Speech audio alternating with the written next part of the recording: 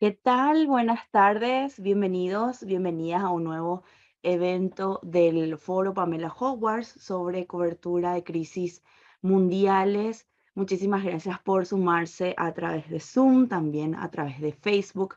Estamos en la fanpage de IJNet Español. Muchísimas gracias por acompañarnos. La próxima semana ya vamos a estar develando quién es la ganadora o el ganador del contenido destacado del mes de julio. Cada mes, como habíamos anunciado, hasta diciembre vamos a destacar el contenido del mes y obviamente se va a llevar un incentivo, un premio de $250. Así es que a postular, ya está corriendo ya el nuevo formulario para que puedan ser el contenido destacado del mes de agosto. Y bueno, hoy vamos a compartir con dos colegas periodistas y que están en diferentes partes del mundo.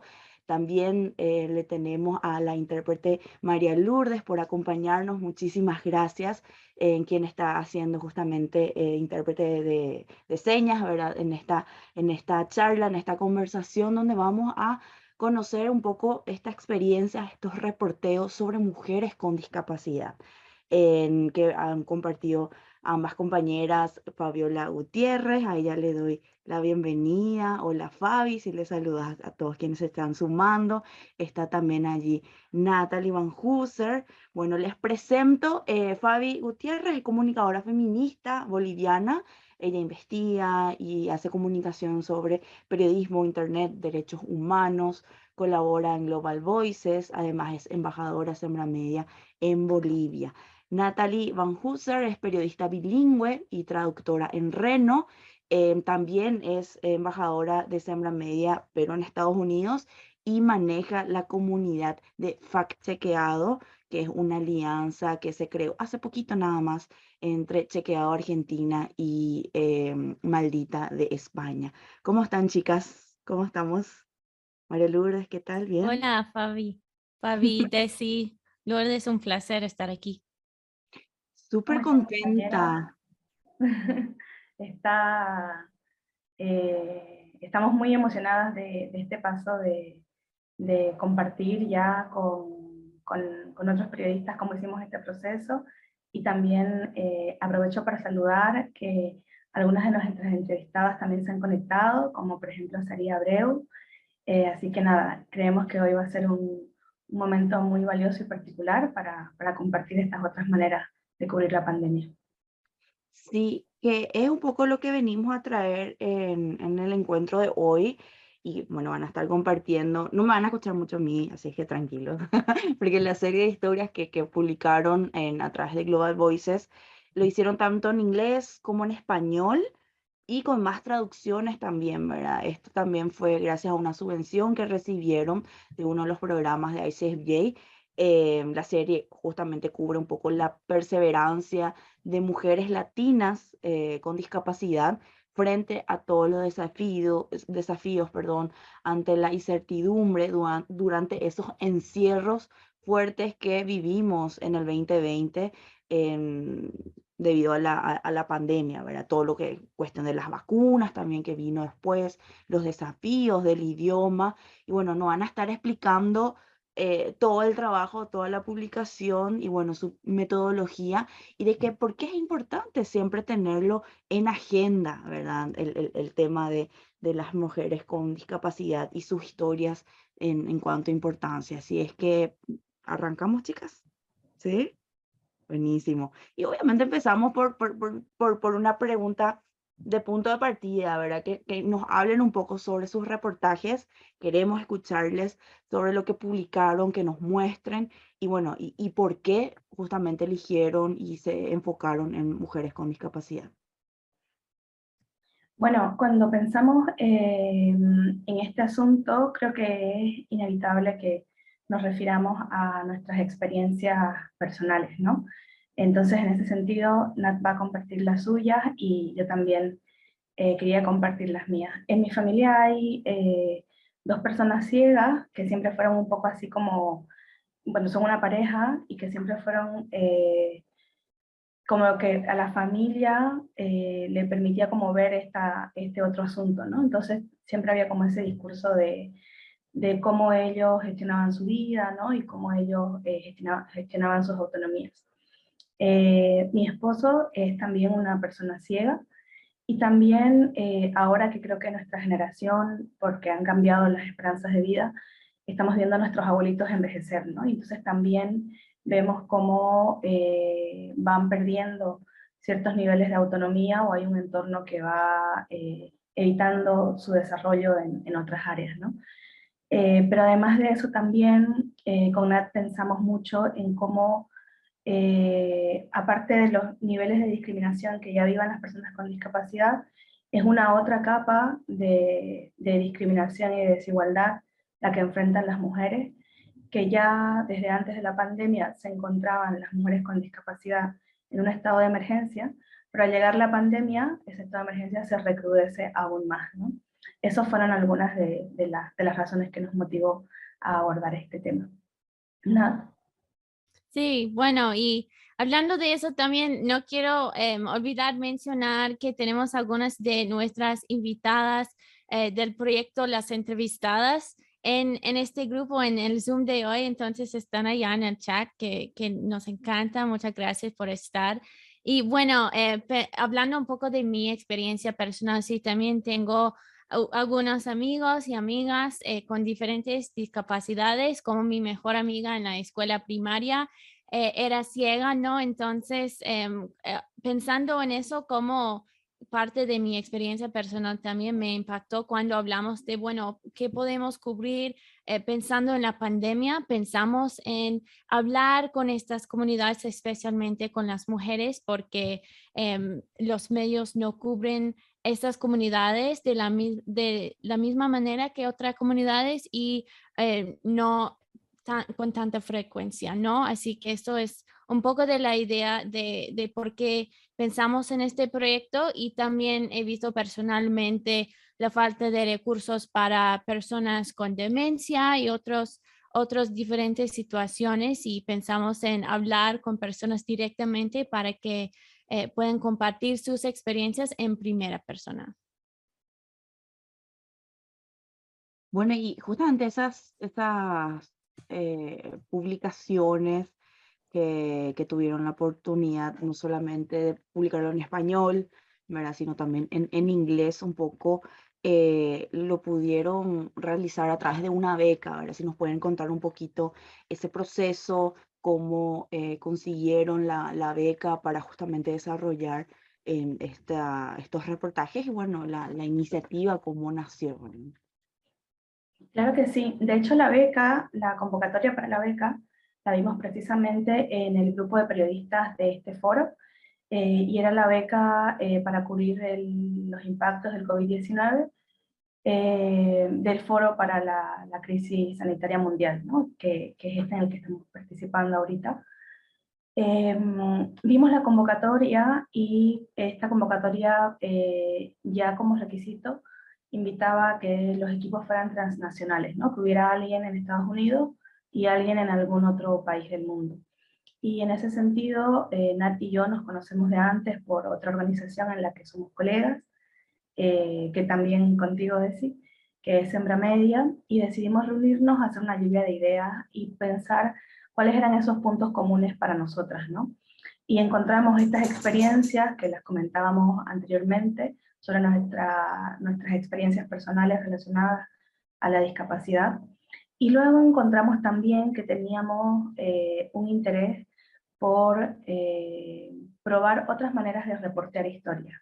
Ya no solamente con el periodista pensando qué es lo que se supone que importa o qué es lo que la gente debería estar leyendo, sino también compartir ese timón con las fuentes, ¿no? Que luego más adelante vamos a comentar sobre cómo fue esa metodología.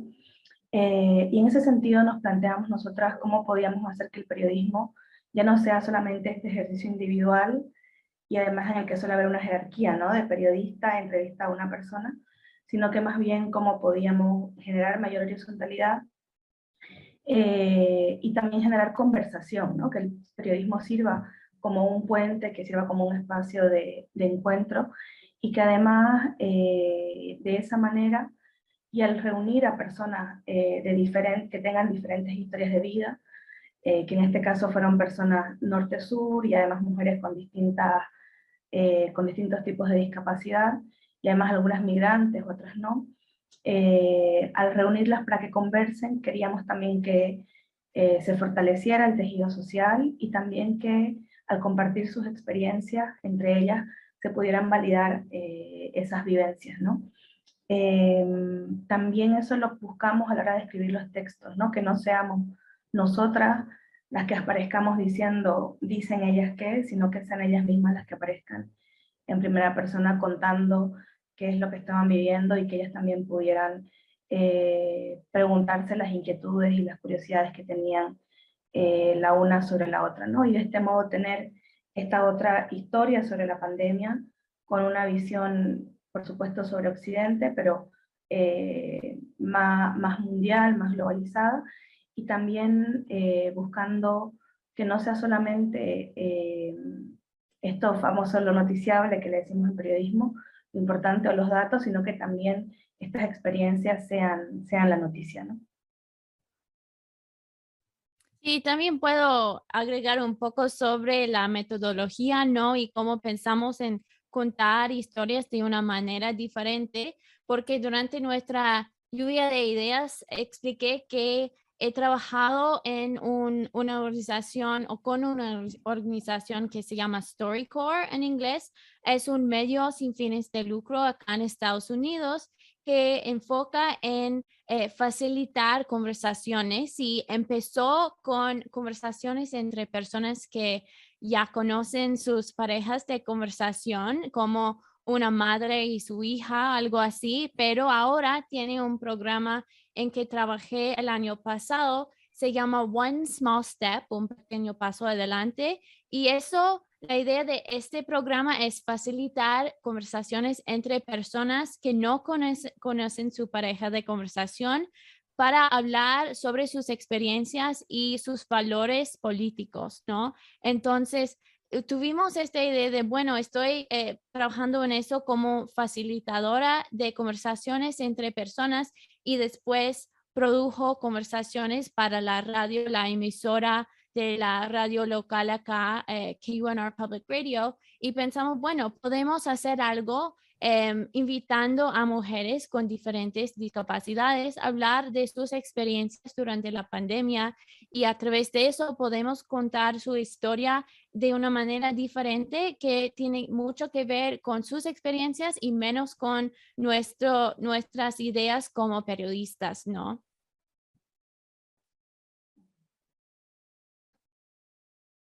Justamente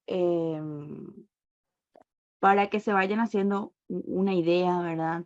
Allí en el chat y también en Facebook estamos compartiendo los enlaces que vienen desde la intro, de en casa, la metodología en sí del trabajo que ambas realizaron, está allí, ¿verdad? Pero Roberto desde Facebook nos está preguntando justamente en dónde se sitúan, ¿verdad? En estas mujeres que, bueno, le hicieron el reportaje. Bueno, sí, ¿dónde están ubicadas, verdad? Estas mujeres, sí, tenemos una mapita que podemos compartir un poco más luego para ilustrar dónde es el equipo que produjo este proyecto, pero también podemos contar que tuvimos 3 conversaciones con 6 mujeres en total, 2 en cada conversación. Y estas mujeres viven en 5 países diferentes y también tienen vínculos a diferentes países de Latinoamérica. Entonces, para darles un ejemplo, tuvimos Cristina de la República Dominicana y ahora Fabi está enseñando el mapa que hicimos, que es parte de cada una de las historias en Global Voices, en español, inglés y otros idiomas. Entonces puedes explorar este mapa para ver dónde están radicadas, como Cristina en la República Dominicana, Saría en la Ciudad de México y para algunos más, Margaret en Santa Cruz, Bolivia. Y en España, Lida y ella es de Colombia y sí, entonces las mujeres en Europa tienen vínculos con Latinoamérica y Karina, que también está radicada en España, en Madrid, pero ella es de Costa Rica. Entonces, y también tenemos Pamela, que vive en Washington, D.C. ahora, pero ella es de Chile. Entonces, pueden ver esta dinámica. Intentamos hacer parejas de personas que tienen países diferentes, norte y sur, pero también tienen discapacidades diferentes y son de países diferentes con su país de origen. Gracias por la pregunta. Sí, ahí Roberto ya estaba ansioso. Ahí compartimos igual el enlace. Em, a ver, ahí se me perdió. Sí, también compartimos el enlace en vivo que estamos en Facebook para que puedan compartir esta conversación. Estamos a través de IJNet Español, la fanpage. Si de repente te estás sumando recién a este encuentro, no te preocupes que mañana vamos a colgar la grabación de la charla en nuestro grupo del foro, como cada viernes. ¿Qué hallazgos nos pueden compartir que puedan destacar de estos reportajes, ¿verdad? Sean factores en común o de repente coincidencias, podemos ya decirlo de alguna forma, en la comunidad donde están viviendo justamente las mujeres en torno a la problemática ahora de la pandemia. Sí, bueno, notamos entre todas las participantes que accesibilidad era un tema importante, especialmente hablando de recursos y accesibilidad durante la pandemia, ¿no? Y podemos notar que accesibilidad no es algo nuevo como reto para la comunidad con diferentes discapacidades, pero en este caso podemos dar algunos ejemplos como Karina, que está ahí con nosotras acá en este evento, mencionó una falta de acceso a texto alternativo con diferentes gráficas durante la pandemia, ¿no? Y especialmente durante la época de encierro con gráficas te dicen cosas como, bueno, puedes salir a la calle a comprar cosas a tal hora y la gráfica tiene la información, pero no hay texto alternativo.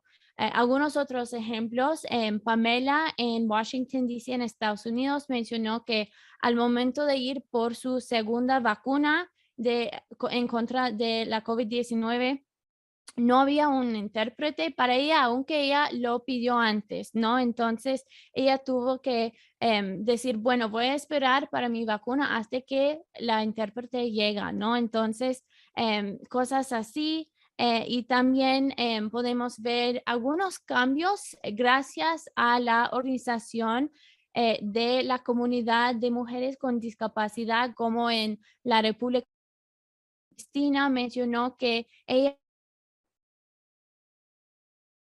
si Moody's allá organizó para decir, bueno, necesitamos acceso a recursos durante la pandemia porque al principio tuvieron que esperar en una fila para diferentes recursos financieros y cosas así. Entonces, al momento de tener las vacunas, ella nos contó que sí tuvieron mejor acceso para personas en silla de ruedas que en otros momentos de la pandemia, ¿no? Porque organizaron y pidieron que esto es lo que necesitamos y tuvieron un momento de cambio, ¿no?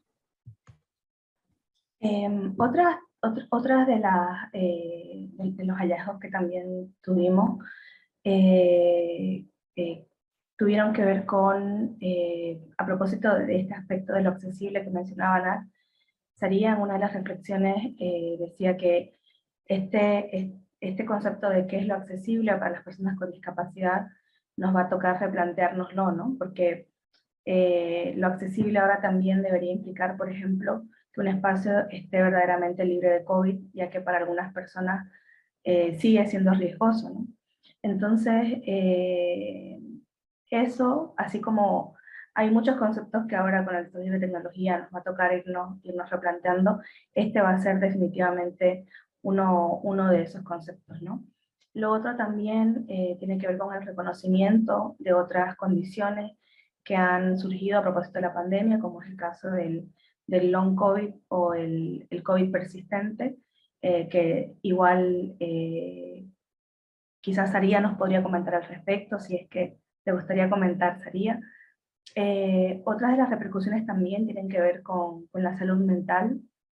Lida, otra de nuestras entrevistadas, nos comentaba cómo a pesar de que el confinamiento uno lo pueda llevar más o menos, ¿no?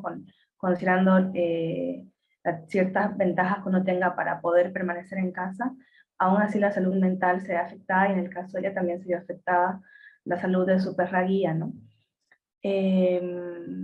Luego también otro aspecto que nos pareció muy interesante es cómo en las conversaciones salían las herramientas que estas mujeres ya tenían desarrolladas antes de la pandemia que les hicieron sobrellevar mejor la situación, ¿no?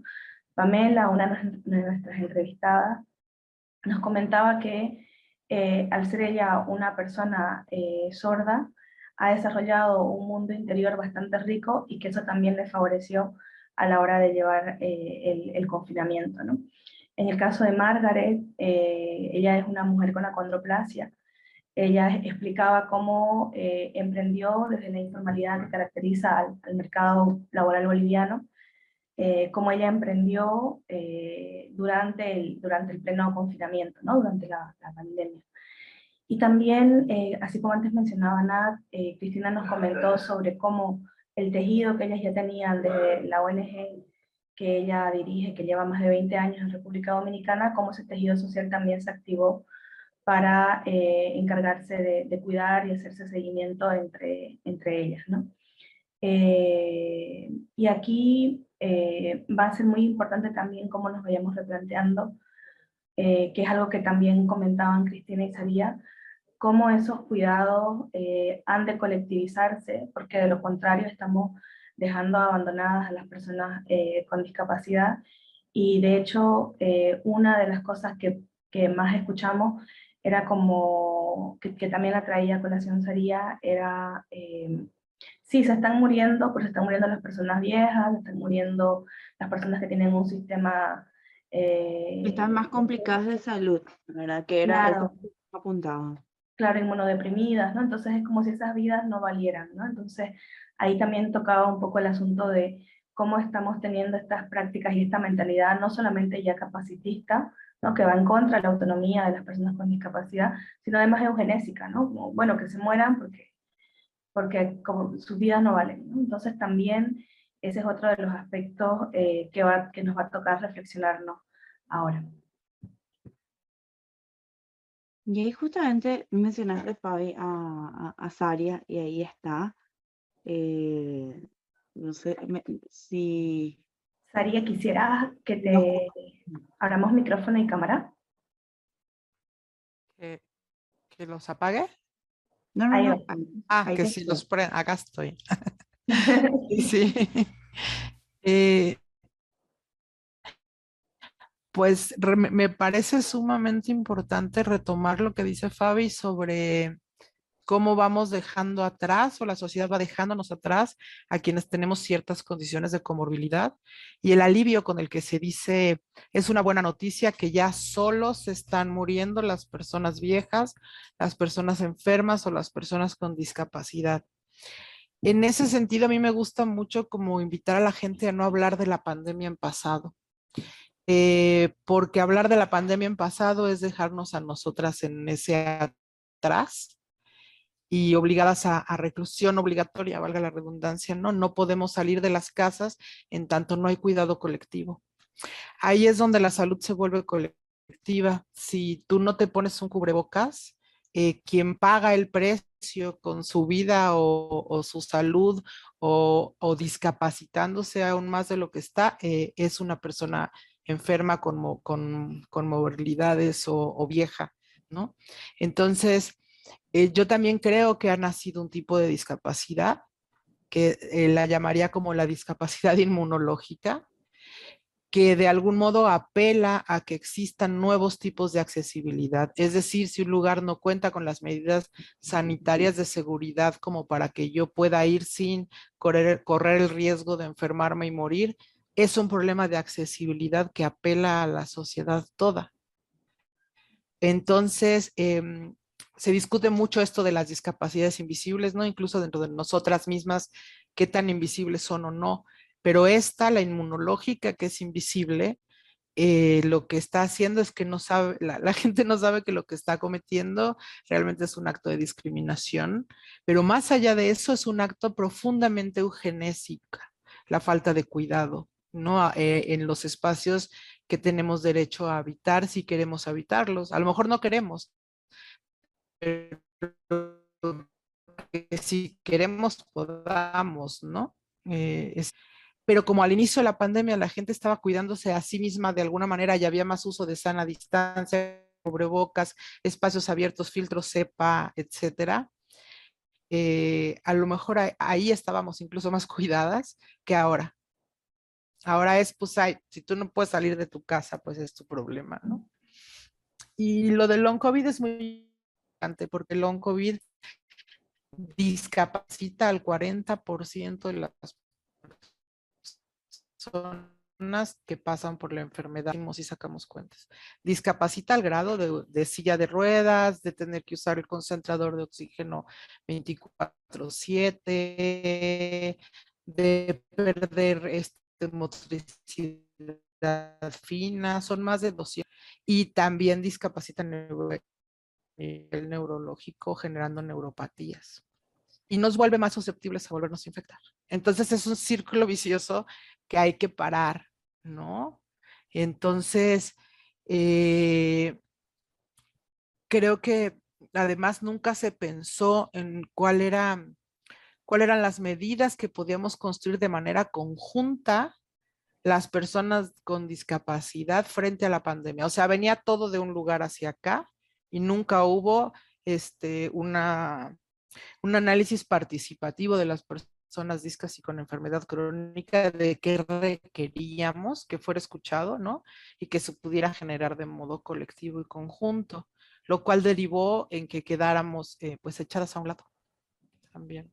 O sea, ahorita es como de lo que estuvimos platicando, que me parece muy importante señalar y que para nosotras la pandemia sigue. O sea, dependiendo de la discapacidad, de la enfermedad crónica que tengamos, la pandemia no se ha terminado. Hablar de ella en pasado creo que responde más a un asunto de productividad capitalista que a realmente constituirnos como sociedad, ¿no? Y entender que la salud es comunitaria o no es, ¿no?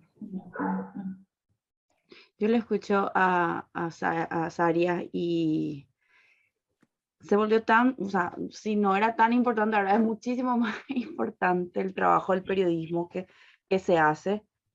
Con el inicio de la pandemia nos demostró en muchos de nuestros países que la salud era importante, que es importante y que a su vez también es importante invertir. También nos demostró un poco esa búsqueda del lado más humano de muchas de nuestras historias, que creo que es lo que vienen a rescatar también Natalia y Fabiola, Natalie y Fabiola, aparte de exponer, ¿verdad?, la realidad que vivieron y siguen viviendo en este caso y en este enfoque, lo que son obviamente las mujeres con discapacidad, ¿verdad? Entonces lo que viene un poco también a demostrarnos es no solamente la importancia de la labor que se hace desde la comunicación, desde el periodismo, sino que sigue siendo necesario meter estos temas en agenda, en el círculo con los colegas, de seguir, o sea, qué lindo y qué importante sería que en todas nuestras descripciones de imágenes, de textos, esté bien completo. Qué interesante también sería siempre tener a una intérprete y cosas así que vamos aportando, ¿verdad? O sea, de hecho que desde el foro tuvimos la oportunidad en varias actividades de contar con una intérprete y se vio mucha esa necesidad, ¿verdad? Con el tema de la pandemia y cómo se agudizaban muchos problemas y estábamos un poco mal en ese sentido y era una deuda pendiente para con esta comunidad, que lo sigue siendo. Y hablando de la pandemia y que lo que seguimos estando obviamente en pandemia, es que nos demostró y nos sigue demostrando que el trabajo colaborativo es importante. O sea, muchas veces dejamos de lado el tema de la primicia, un poco de la premura, ¿verdad? Muchos de los temas que nos tenía súper acelerados de entender qué era el virus, de entender cómo cuidarnos, dedicarnos a todo el tema de la desinformación sobre vacunas, que nos tenía así como acelerados a todos y todas, ¿verdad? Entonces, justamente ese trabajo colaborativo es necesario y lo sigue siendo, y que nos aportan como otras visiones, nos traen estas historias como las compañeras y que nos acerca a otras realidades y nos recuerda la importancia de estas comunidades.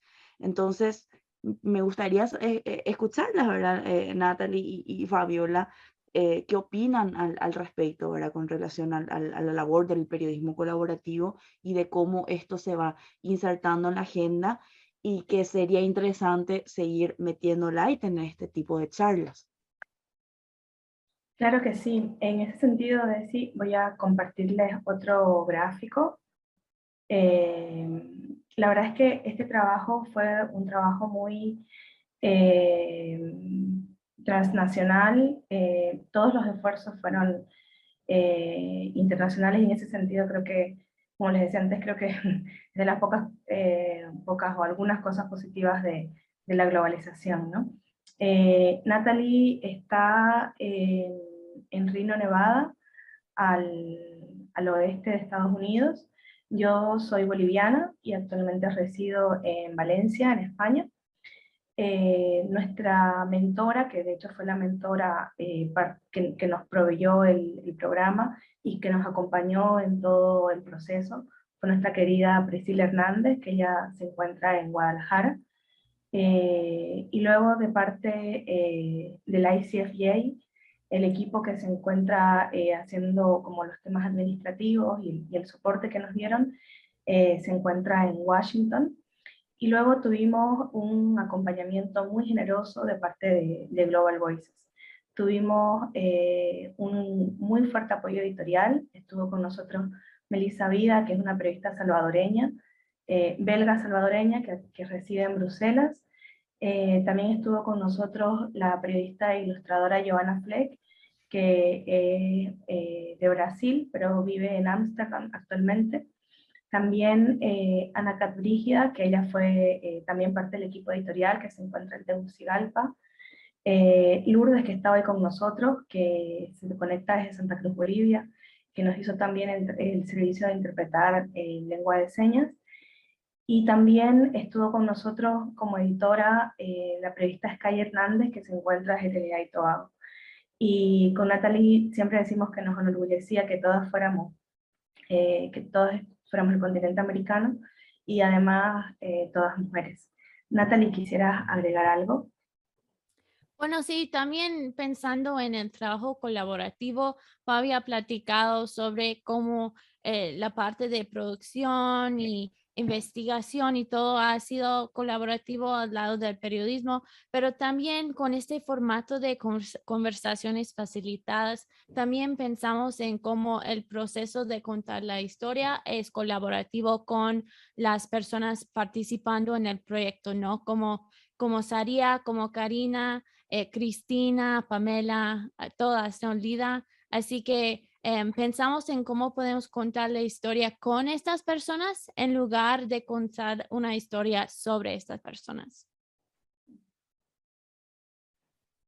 Y también luego el trabajo pasó por una etapa, les voy a volver a compartir mi pantalla, luego el trabajo también pasó por una etapa de traducción, que también ahí contamos con el apoyo de Global Voices, y el trabajo, además de publicarse en español, que fue el idioma en el que pensamos todo el reporteo, lo que fue a su vez un gran desafío para Natalie, que es nuestra periodista bilingüe estrella, porque desde el proceso de planificación, desde preparar las entrevistas, el realizar las entrevistas, el escribir las historias, lo hicimos primero en español, Luego Natalie, junto con otros miembros del equipo de Global Voices, se encargaron de la traducción al inglés, y luego otros miembros del equipo de Global Voices se encargaron de traducir los contenidos al portugués, al griego, al romano y al italiano. Qué bello, qué bello. Bueno, si querés, Fabi, le preguntas, ¿verdad? Allí a Andrea. Eh, Ya. mientras tanto, me gustaría recordarles, ¿sí, Saria? Perdón. No, cierra y ahorita nada más. Ok. No, nada más quería recordarles que si recién se están sumando a la charla, no se preocupen, esto lo estamos grabando.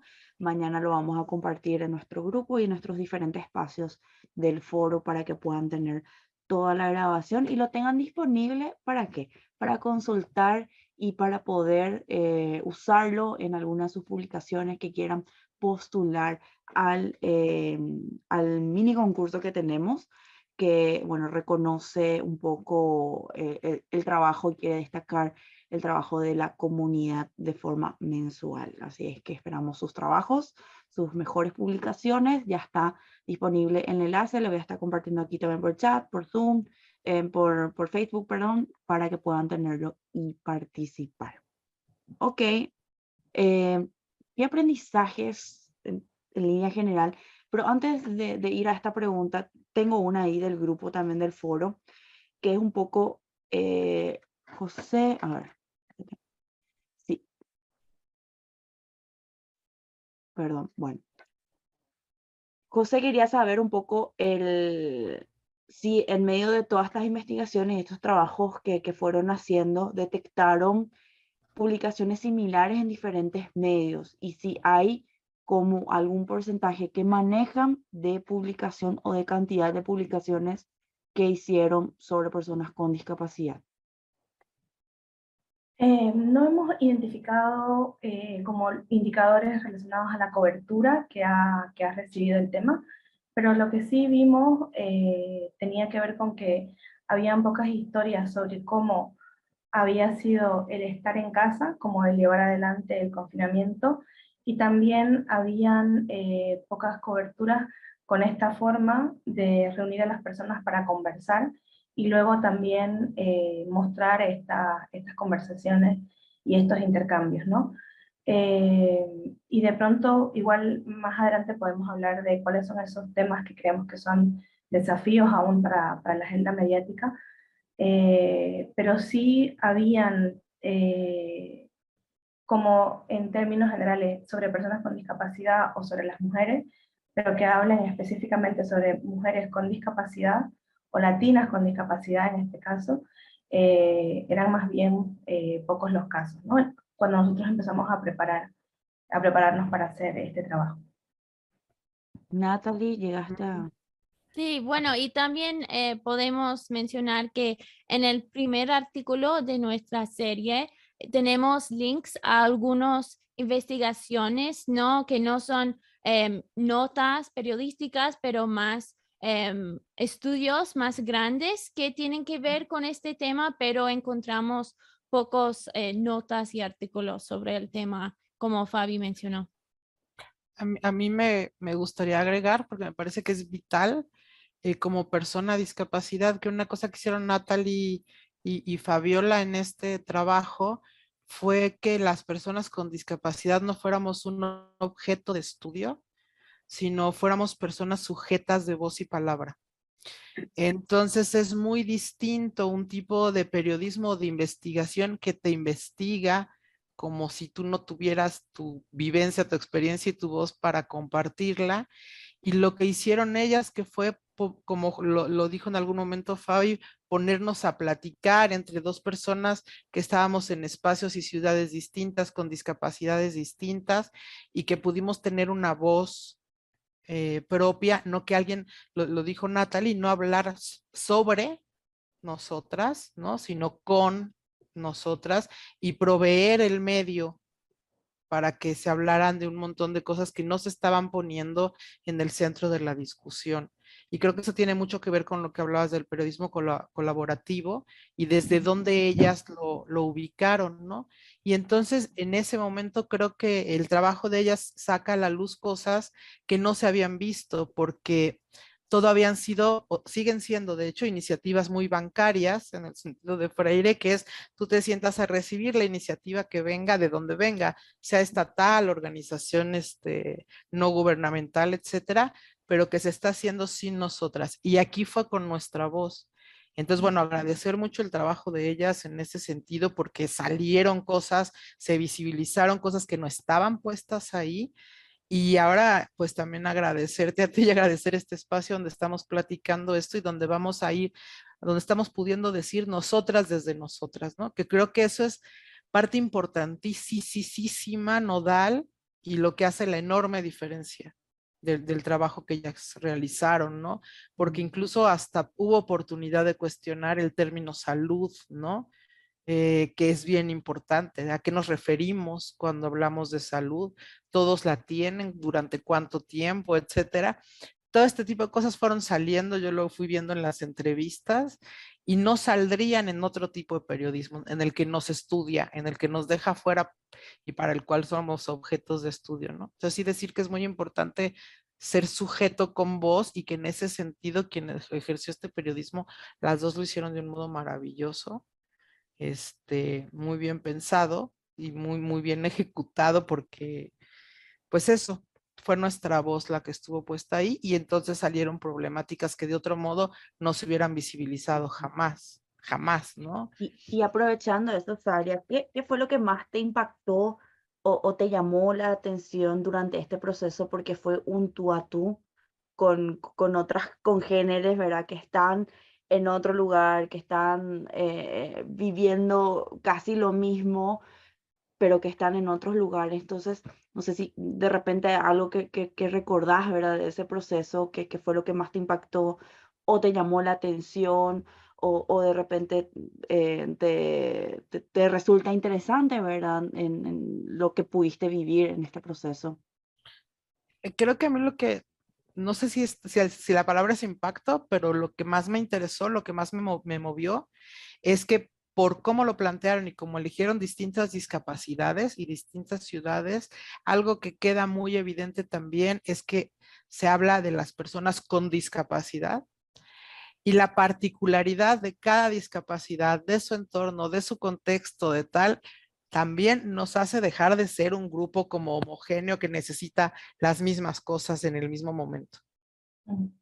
Entonces, al compartir entre nosotras, no compartimos todas con todas, cada uno compartía con la pareja que le tocaba, pero después, además, al leer el trabajo y ver todo lo que había salido, me gusta mucho que pone de manifiesto eso, porque una manera muy fácil también de desentenderse del trabajo conjunto social, es decir, las personas con discapacidad, y son todas ahí como si todas las discapacidades funcionaran igual, tuvieran las mismas necesidades y las mismas respuestas en distintos países.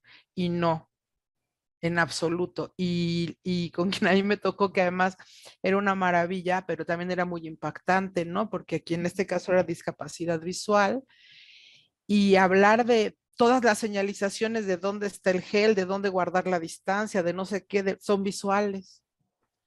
Y ese impedimento, ¿no? Y cómo la gente se enojaba con ella por si se había pasado del 1.5 metros de distancia, pero ella no podía ver dónde estaban los señalamientos, ¿no? Era muy distinta de la mía porque en su caso no peligraba su vida si salía, ella podía salir, pero no podía saber lo que es, o sea, todas las indicaciones pandémicas, por decirlo de algún modo, ¿no? Y eso pone muy de manifiesto esta diferenciación, o sea, se necesitan, es que no me gusta hablar de programas, pero digamos proyectos que vengan desde la misma comunidad disca, pero además de cada uno de los grupos, subgrupos, y es personal, ¿no? Y eso sí lo puso mucho de manifiesto pues el trabajo que realizaron Fabiola y Natalie, ¿no? Esa diferencia. Qué genial. Nos emociona, como no sabes, Yo me imagino, yo cuando estoy aprovechando de estar acá y con todas las chicas que quieran hablar, vamos a aprovechar. A mí me porque encanta verlas, así estoy muy emocionada de volverlas a ver también. Muchas gracias por estar aquí hoy. También están presentes Lida y Karina. Compañeras, si ustedes quisieran hablar, nos dejan un mensajito en el chat para que les abramos como panelistas, para que las podamos ver y oír Lida, con ¿verdad? toda confianza. Si es que, y Lida y Karina, Andrea, ¿verdad? No, Karina. Karina, sí. Lida, así les paso para acá. Ahí se fue una invitación, chicas. Bueno, y mientras se van sumando ellas también a esta charla, ¿qué aprendizajes podríamos mencionar, Natalie y Fabi, que nos pueden compartir sobre justamente cubrir este enfoque de mujeres con discapacidad en el contexto de la pandemia y que también se podría adaptar a cualquier situación, ¿verdad? Que ahora estamos viviendo muy fuertemente el tema del cambio climático, ¿verdad? Que le decían como es el tema de la post-pandemia, muchos expertos decían, ¿verdad? Entonces, ¿qué aprendizajes podríamos compartir con relación a ello? Sí, bueno, creo que hemos platicado ya sobre estas conversaciones facilitadas, pero creo que un aprendizaje para nosotras fue seguir pensando en cómo innovar los formatos en que hacemos nuestro periodismo y puedo explicar un poquito más sobre ese formato porque creo que aplica a varias situaciones, ¿no? Entonces, la idea es que la periodista como yo están allá para las ideas claves del proyecto y las reglas de charlar, ¿no? Entonces, pensamos en cómo hacer eso, pero también puede aplicar al mundo de salud, a diferentes áreas en que las personas que son las fuentes pueden ser más en un lugar visible, ¿no? En cómo contamos la historia. Entonces, tenemos un artículo específicamente sobre esta metodología que también puede ser útil si están pensando en cómo pueden innovar, contar la historia, porque creo que hay mucho para experimentar en este área, ¿no?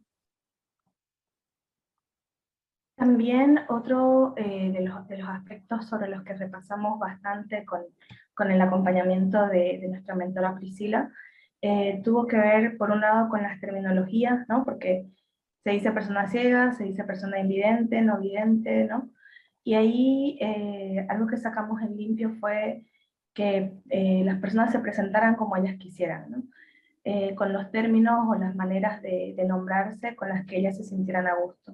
Y además también al hablar de los enfoques, no hacerlo desde un enfoque paternalista, desde necesitarían esto o alguien tiene que hacer esto por ellas o algo por el estilo, pero tampoco desde la pornomiseria, ¿no? De llevan una silla de ruedas, esta expresión tan fea que se dice como es. ¿Te acuerdas, Saría? Como cuando alguien está mucho postrado, eso. Postrada. Postrada en una silla, en una cama, ¿no? Esas maneras o decir tullido, ¿no? Estas maneras de describir los escenarios. Y por supuesto, menos tampoco la pornosuperación, ¿no? Yo me acuerdo hace no mucho tiempo en Bolivia, la historia de una mujer que decía algo así como, son la luz de mi vida, los líderes de mi alma, el fuego de mi corazón, no sé, una cosa así, porque tenía dos hijos con síndrome de Down. Entonces, nosotros queríamos más bien alejarnos de eso, precisamente para dignificar las vivencias de las personas con discapacidad, dignificar además cómo luchan por su autonomía, pero además también siendo cuidadosas con la salud mental, ¿no? No solamente venimos todos viviendo la fatiga pandémica por la pandemia, que como bien dice Saría, aún estamos viviendo, sino que además antes de la pandemia ellos ya vienen con sobrecargas mentales por los cuidados que significa, y sobre todo por luchar contra un contexto que está empeñado decididamente en discapacitar. Y también creíamos que esta manera de reunirnos para conversar permitía que cada persona se conozca, pero también que conozca estas otras vivencias y ese acompañarnos a través de la palabra, ¿no? Ese aliviarnos, ese empatizar con otras vivencias y también notar cómo esas luchas son comunes, ¿no? Y las reflexiones también lo son. Y entonces así mostrar también ese intercambio, ¿no? Como les decíamos antes, ya no solamente, como decía también sería, ¿no? No se trata de que sean objetos, sino que más bien verlas como sujeto y como parte de los textos que se vayan a generar, en este caso, en estas piezas periodísticas. Y justo mencionando de no ser sujeto, perdón, no ser objeto y sí sujeto, y me parece así como obvia la pregunta, pero ¿por qué sigue siendo importante que pongamos en nuestras agendas periodísticas estos tipos de temas y incluir a estas comunidades, ¿verdad? En nuestra agenda? Claro. Esencialmente, creemos que tiene que ver que es un punto común con el ejercicio periodístico, tiene que ver con cuestionar el poder y cómo este poder está siendo distribuido, ¿no?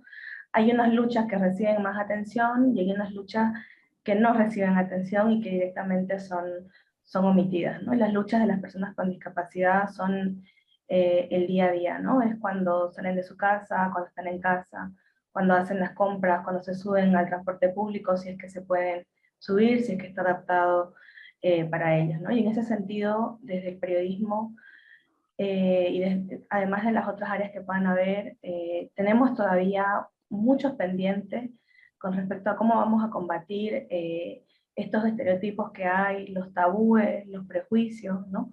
Cómo vamos a hacer para explicarle a las personas el mundo de una otra manera que ya no implique seguir reproduciendo maneras de discriminar a las personas cuyos cuerpos funcionan de otro modo, ¿no? Y por supuesto que Saría lo dijo muchas veces en las entrevistas, ¿no? Cómo cuestionamos la eugenesia y el capacitismo.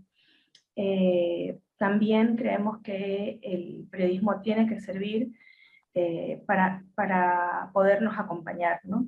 Ya no solamente, como decíamos antes, contar algo y ser uno el que cuente de su voz, sino también proveer ese lugar en el que se puedan visibilizar y diversificar estas voces, ¿no? Estas experiencias. Creemos que no son solamente importantes que se cuenten los hechos políticos, ¿no? Que se cuenten o que se cuenten las guerras, sino también que se cuenten estas vivencias del día a día de una sociedad, de unos estados, de unos sistemas que están discapacitando a las personas y por ende están reduciendo sus autonomías y sus libertades, ¿no?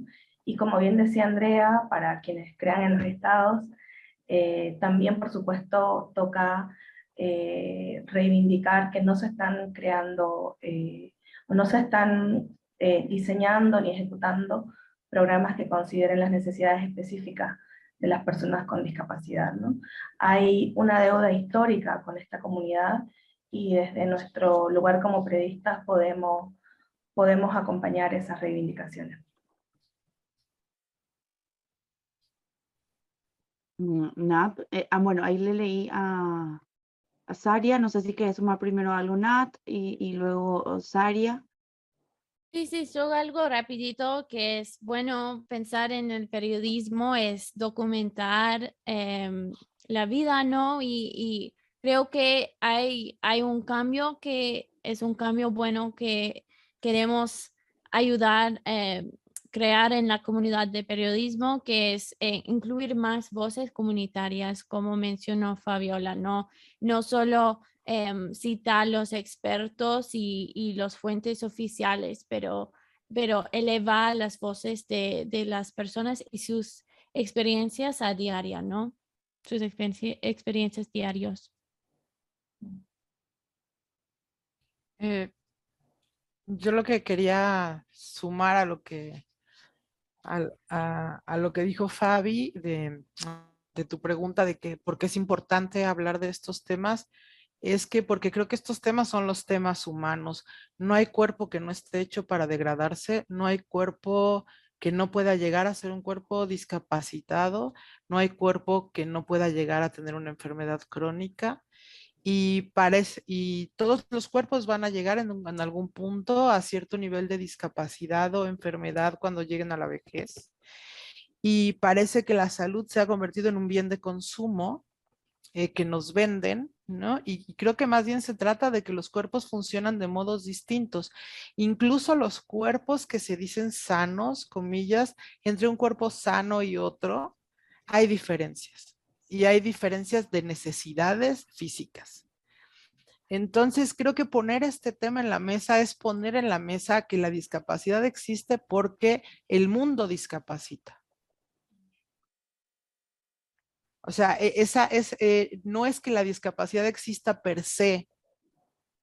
Existe un cuerpo que funciona de un modo distinto y existe una sociedad que discapacita porque no hay accesibilidad. Es decir, si el baño de tu restaurante está en el tercer piso y solo hay escaleras, y eso es por hablar de un asunto como obvio, lo que decíamos, discapacidades que se ven, etcétera.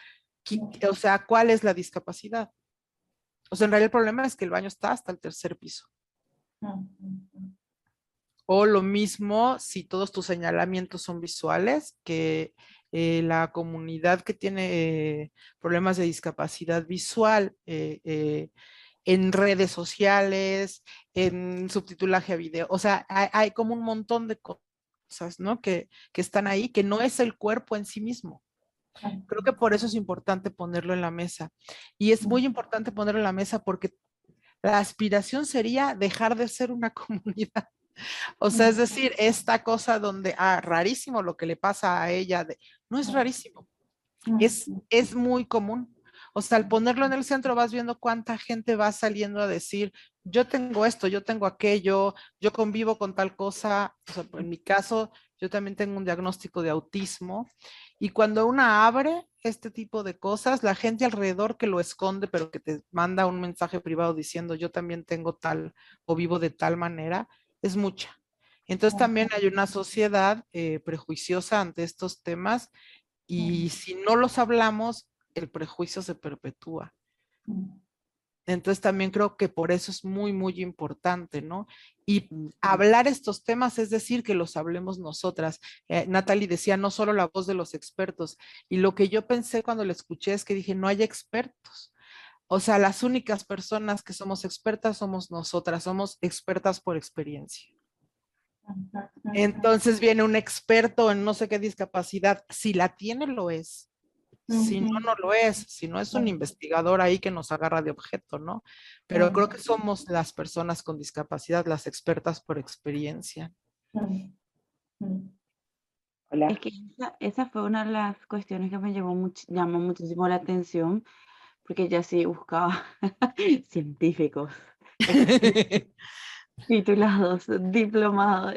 No, son ellas las que hablan, ¿verdad? Y eso lo hace más humano y recurre a uno de los pilares esenciales e importantes del periodismo, que es servir, ¿verdad?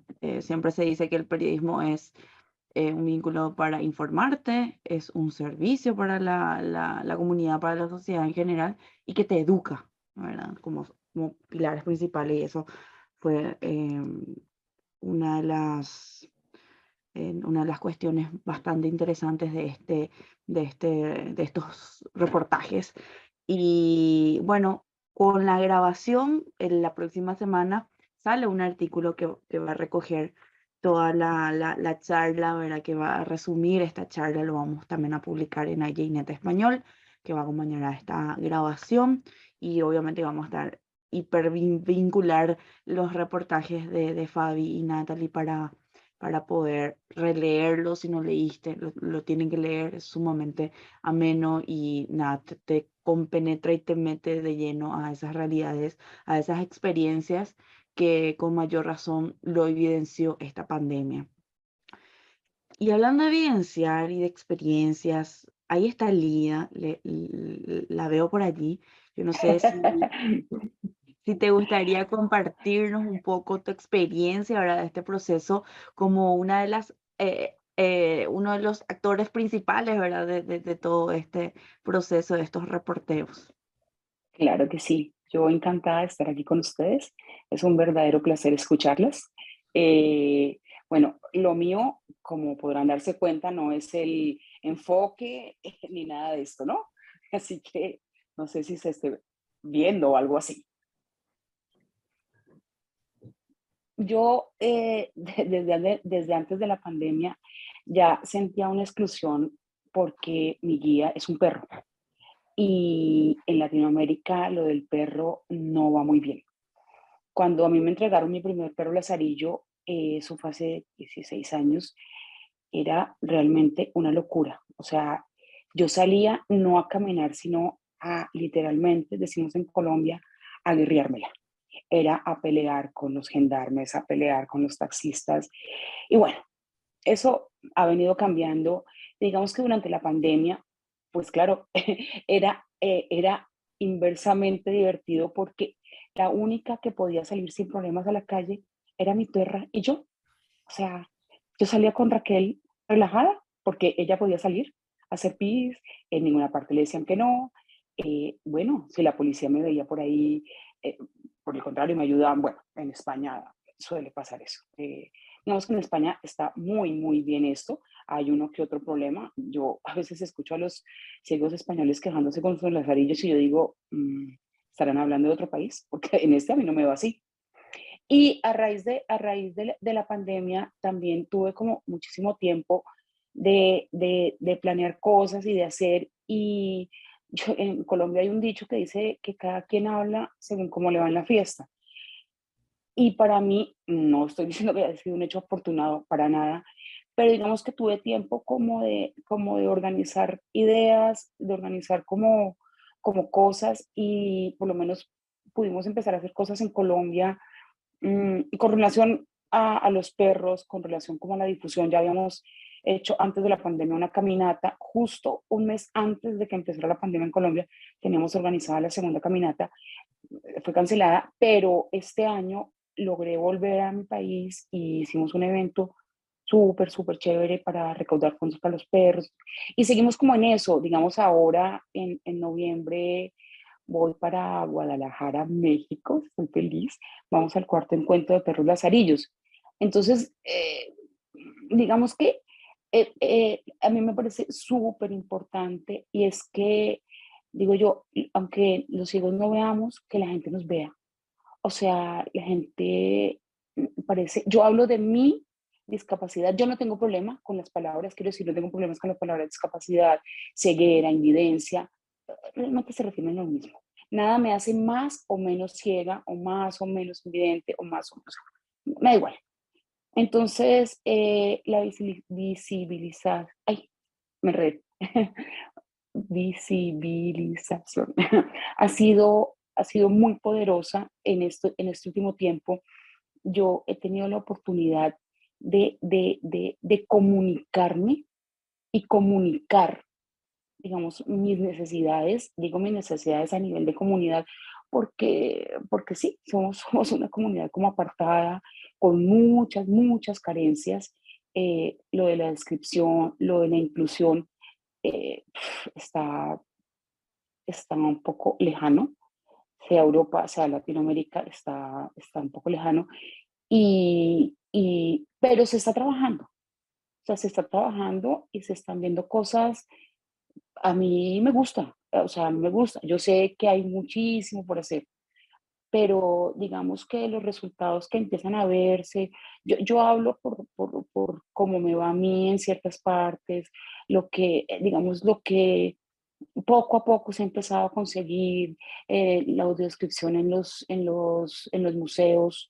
O sea, ya la gente en verdad, bueno, en verdad no, ya la gente empieza a pensar como en este tipo de cosas. El otro día me quedé maravillada en el baño del aeropuerto de Asturias porque su lavamanos se adaptaba a, a- al tamaño de las personas. O sea, para personas, yo mido un 82, yo podía subir en las manos y una persona de baja estatura o en silla de ruedas lo podía poner a su tamaño, me pareció increíble.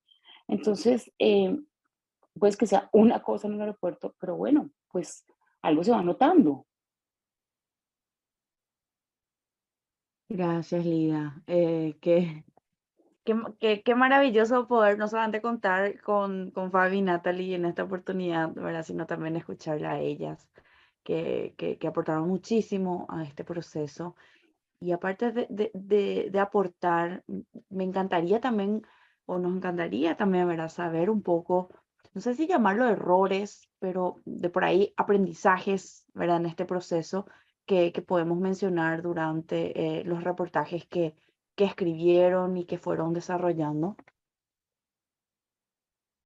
Bueno, sí, platicando sobre eso, también quiero mencionar que trabajamos muchísimo con nuestra mentora y esto era otra parte del proyecto, ¿no? Que recibimos una beca para hacerlo, pero también una mentora para el proyecto, para acompañarnos, y en este caso fue Priscila Hernández Flores en Guadalajara, México, otra periodista que trabaja con miembros de la comunidad con diferentes discapacidades y cubre eso.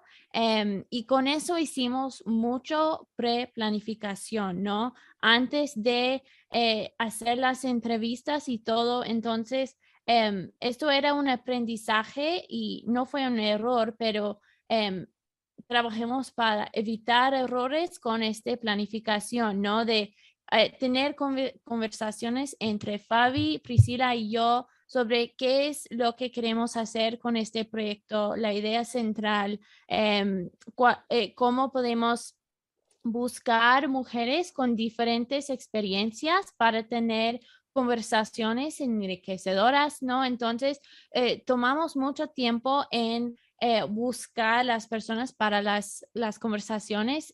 Hicimos una base de datos casi de contactos de personas en diferentes países que pueden recomendar personas, y también después de encontrar posibles personas para participar en el proyecto, hicimos llamadas individuales con cada una de las participantes para explicar el proyecto, entender su disposición y cómo quieren identificarse en el proyecto, y también probar todo lo del lado técnico. Entonces, hicimos eso y también tuvimos un guión durante cada conversación para no olvidar detalles para mencionar, para tener consistencia entre cada conversación, y eso nos ayudó mucho a evitar algunos errores que pasan en el proceso de trabajo y de producción, ¿no?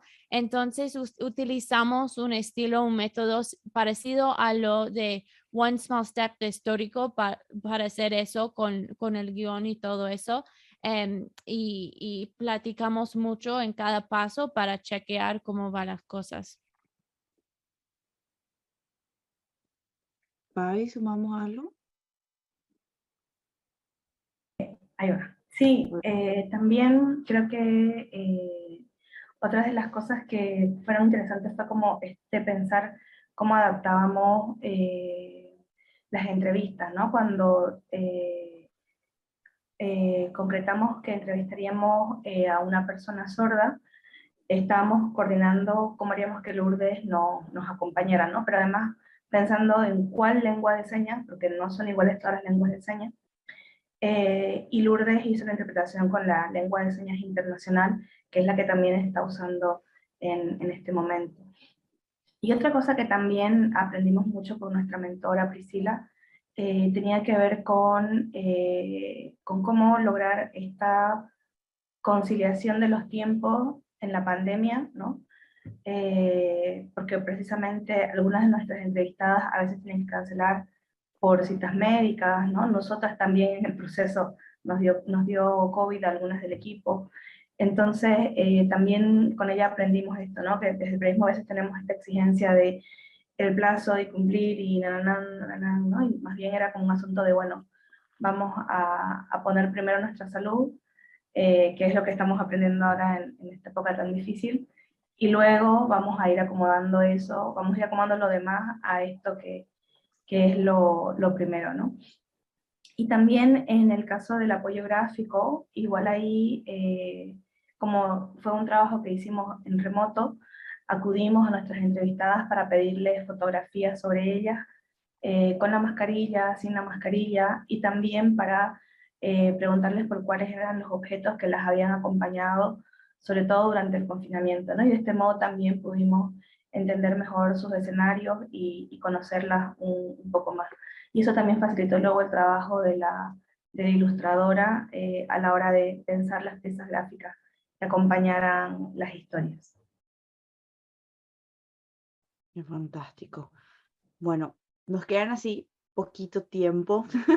Lamentablemente se fue así como ¡puf! Volando el tiempo. Muy agradecida, chicas, por, por este espacio, por compartirnos, ¿verdad?, el proceso de trabajo que partió de algo, de una experiencia personal, ¿verdad?, de alguien tan cercano a ustedes, a presentarse a este programa. Y qué maravilla haber tenido la oportunidad de trabajar con Priscila, una gran amiga también del foro, a quien le tuvimos durante los primeros meses de pandemia en el foro. Bueno, a quien admiramos muchísimo y seguimos su trabajo. Eh, un lado por eso, ¿verdad? Agradecida también por compartirnos ello. Y para ir cerrando, ¿verdad?, tengo como un par de preguntas más. Eh, ¿Qué otros temas relacionados a mujeres con discapacidad deberíamos de tener en cuenta? O sea, si yo estoy viendo, estoy escuchando esta conversación, ¿verdad?, ¿qué otros temas serían interesantes abordar, ¿verdad?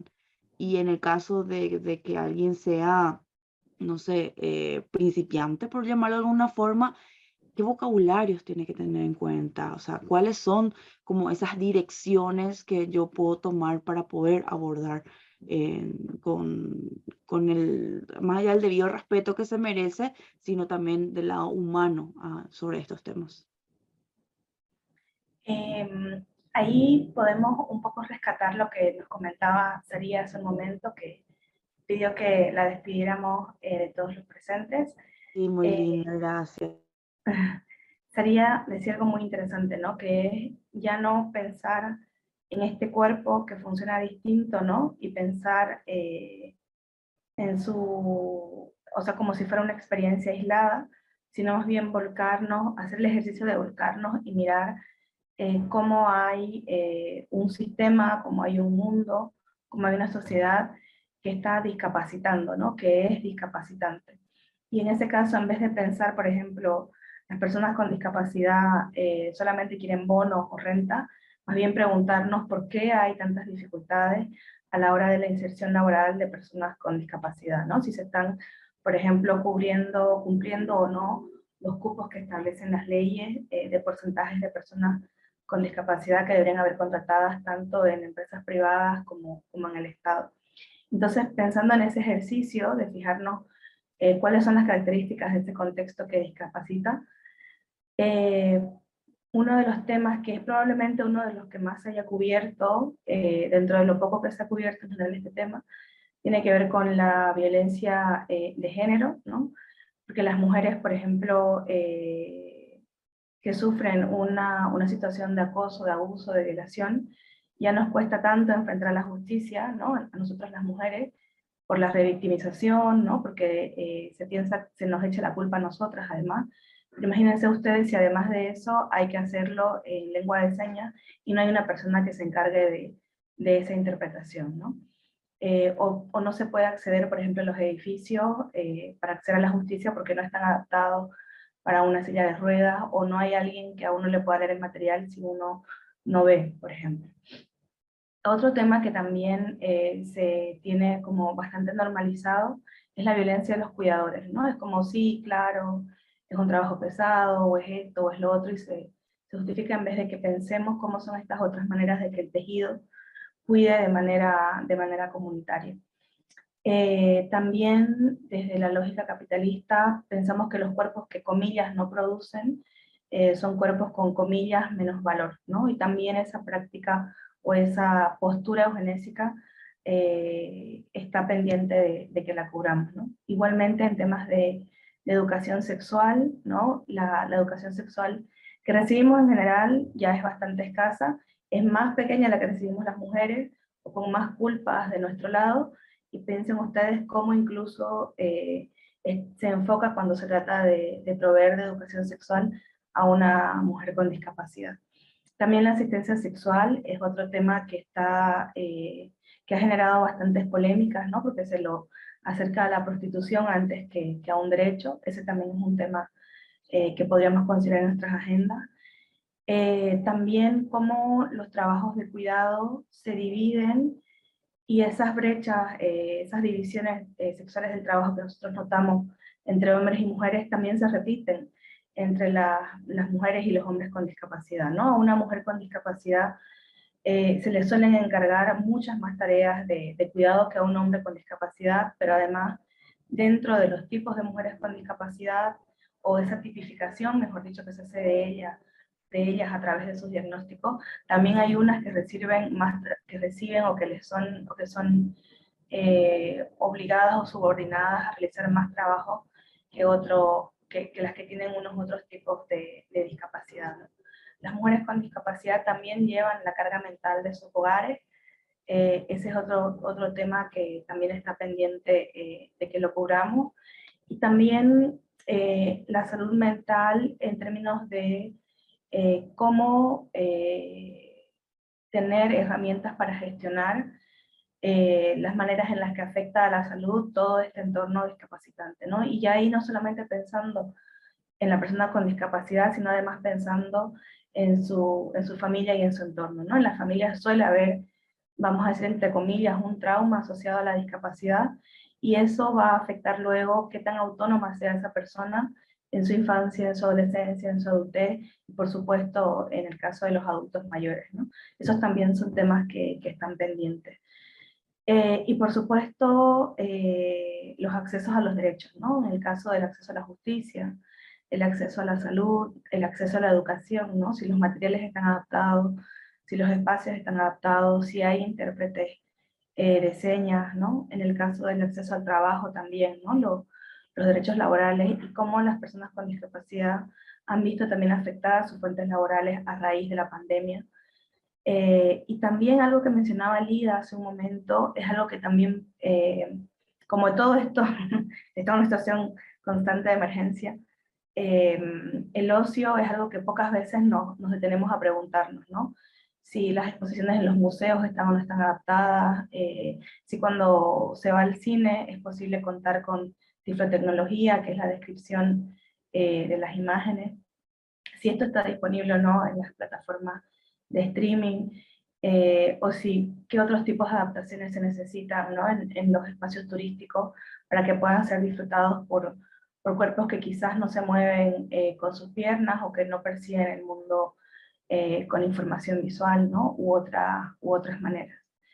Y también aquí de pronto volver a enfatizar la idea sobre la que creo que es un poco la intención que tuvo nuestro trabajo, y es también acercarse a las personas con discapacidad, ¿no? Y que sean ellas también las que propongan los temas de los que quieren conversar, que fue algo que nosotros hicimos en las conversaciones facilitadas que organizamos, que ellas también puedan proponer los temas que se quieran preguntar, ¿no? No seamos solamente nosotros los que, bueno, yo creo que esto no se ha hecho, ¿no? Pero que también podemos acercarnos a ellas y conversar con ellas, ¿no? Como bien decían, ellas son las expertas porque lo viven todos los días, y ellas también nos pueden compartir cuáles son las necesidades más apremiantes que tienen, y es importante eso antes que, como decía Natalia, hablar solamente con los expertos.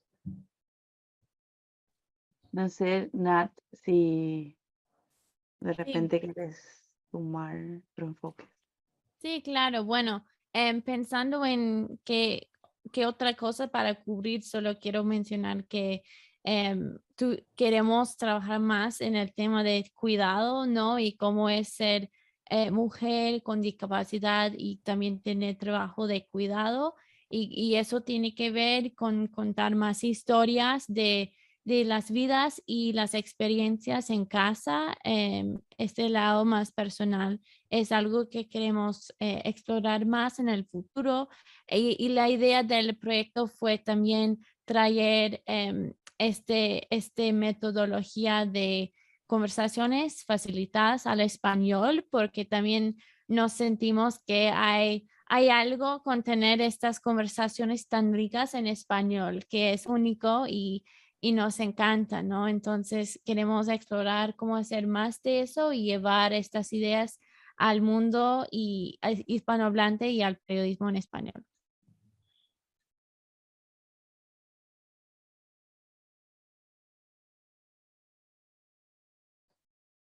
Querida Andrea, vimos que habías comentado antes, Andrea es una compañera periodista. ¿Te gustaría, Andrea, que te invitemos como panelista para que te podamos oír o ver? Quedamos atentas a ti.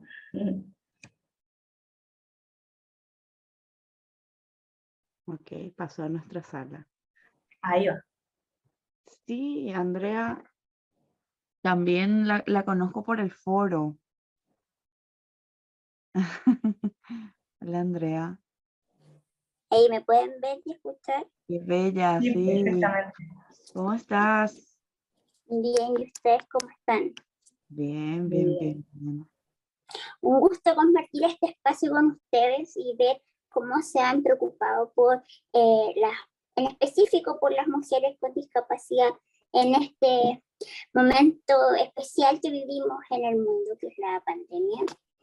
Bueno, como les comentaba, yo soy una periodista con discapacidad, me dedico al tema hace muchos años y he visto cómo los países no supieron reaccionar en relación a los cuidados y las medidas que debían implementar hacia las personas con discapacidad en este momento de crisis.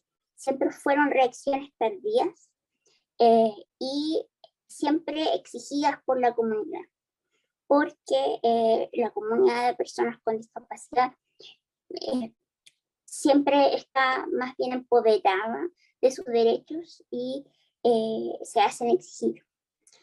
Como se comentó en algún momento, existen diferentes, somos un grupo muy diverso entre la diversidad, solo decir eso, porque nuestras necesidades varían de acuerdo a nuestra condición de salud, varían de acuerdo a nuestro contexto, pero básicamente lo que siempre queremos es un trato respetuoso y digno, y que se recuerden las autoridades, los tomadores de decisión, de que deben generar políticas públicas para las personas con discapacidad, sobre todo en estos momentos de crisis, cuando es necesario tener información en el momento preciso y bajo la premisa de la accesibilidad.